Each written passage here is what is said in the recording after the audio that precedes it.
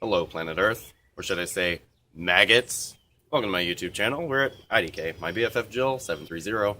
I'm Personnel Young, wishing you warm salutations and congratulations, because you've made your way to the Buffington Post. Today it's time for another Buffyverse discussion, so grab your taser, guns, and honestly, just a whole bunch of hair products, because the Slayers of Deepscan have amazing hair. That's right, today we're talking about the Slayers of Deepscan. Once upon a time, there were three little girls who went to the police academy. One in Los Angeles, one in San Francisco, the other in Boston. And they were each assigned very hazardous duties. But I took them away from all that, and now they work for me. My name is Charlie.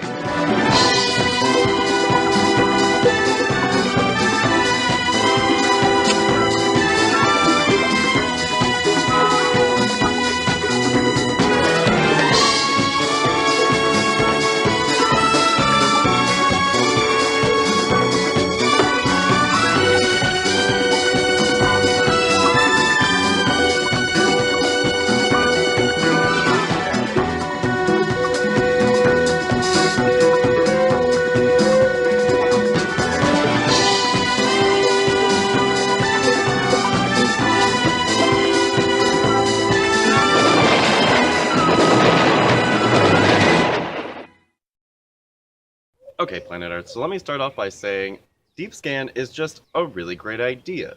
When we meet Faith in Season 3, she's living in Sunnydale, but she's living in this really nasty, crappy hotel where, like, prostitution just goes on. It's really not nice. And you think, why is it that Wesley and Giles and all the other Watchers get paid, but they're not gonna give her any kind of, like, annual stipend to put herself up in a real, like, standard of living? Also, in Season 5, when Buffy gets Giles, like, rehired, she doesn't kind of factor in this whole pay me idea. And then in Season 6, this kind of bites her in the ass because, sure, Giles himself gives her a shit ton of money, but why is she having money problems? Don't the Watchers Council realize that Buffy's got to eat and have a place to live and things like that?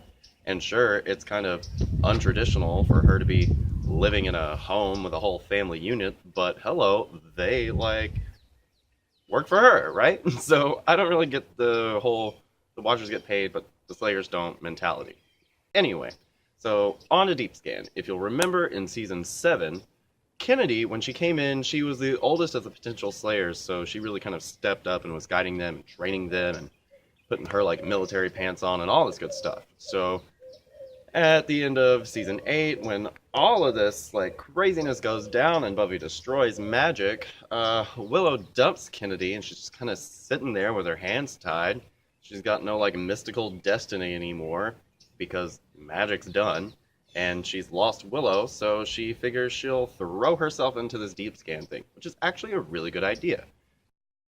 See, the Slayers had all of this really bad PR in Season 8, and a lot of that carries over into Season 9, but Kennedy kickstarts the fun for this Deepscan operation, which is just taking Slayers from all over who, like Kennedy, don't really have an outlet for their power and putting them to work, and they're finally going to get paid for it. So Kennedy, like, does all of this. She's got all this money, and so she starts Deepscan, and which is a high-tech security slash paramilitary operation. Midway through Season 9, Buffy decides she's going to join up with Kennedy and join Deepscan, but she doesn't stay in for long because Deepscan's not all about Buffy, you know? So Rowena, one of the Slayers that we met in Season 8, from, like, the very get-go, we met Satsu, Leah, and Rowena when they were, like, jumping out of the helicopter in the second page of Buffy the Vampire Slayer Season 8. So Rowena, we saw, was one of Buffy's, like, go-to gals in Scotland, and she went all over the world with them.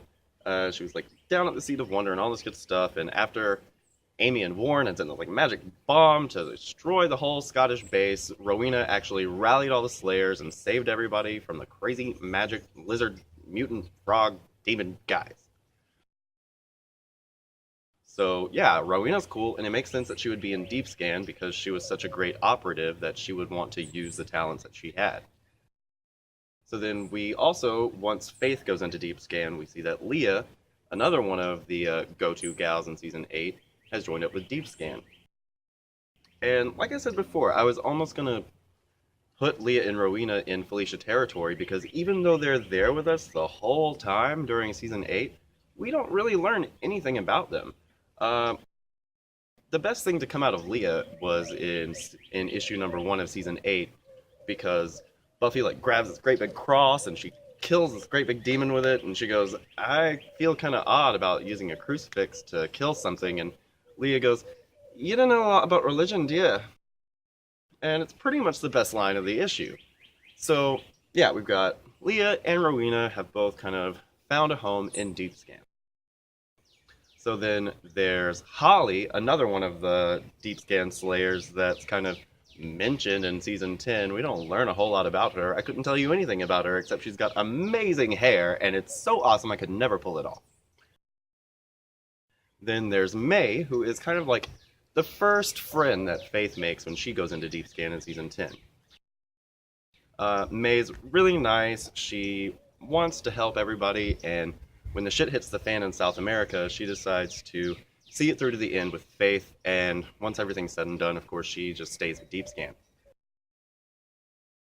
So then you've got Tonya, who is like this really badass, no-nonsense leader in South America when Faith is down there in the Finn rescue mission. Tonya is just, like I said, no nonsense. She's got awesome short hair. She's a good leader, but she ends up getting herself super killed, and that's the last we see of her. There are some other Slayers that we meet in Deepscan. Not really meet. There's one of them's name's Martina. I didn't add her in my opening because I couldn't tell if she was the one with the pink hair or the one with the brown hair, or if those are actually the same character and the light's different. I don't know. But yeah, Deepscan's great, and it allows for Slayers to, like I said, there's all this bad PR, but, you know, within Deepscan, there's a lot of checks and balances. And see, the thing about it is, in Season 8, we see that Kennedy was upper management within the whole Slayer operation. She and Willow had helped get the South American Slayers set up in Brazil, and then she went around from squad to squad, kind of making sure they had all of their I's dotted and T's crossed. So she's really good at what she does, and it makes sense that she would explore this avenue and get paid. We haven't really seen the last of Deepscan, or at least I don't think we have. I think it's a really neat place to explore, and I honestly wouldn't be surprised if it became its own comic. I think that would be a really, really great way to explore all of these other Slayers out there in the world that we've kind of lost track of since Season 8. So that's all we have for today's Buffyverse discussion on the Slayers of Deepscan and kind of what Deepscan is. Kind of short today, but I hope you enjoyed today's Buffyverse discussion. You can come back to the Buffington Post anytime. I'm Preston L. Young, and I've got Buffyverse discussions, Angel and Faith reviews, Buffy the Vampire Slayer reviews, and more. Hope you're having a great 2015 so far, and we'll see you next time. Bye. Maggot. Once upon a time, there were 3 little girls who went to the police academy. One in Los Angeles, one in San Francisco, the other in Boston. And they were each assigned very hazardous duties. But I took them away from all that, and now they work for me. My name is Charlie.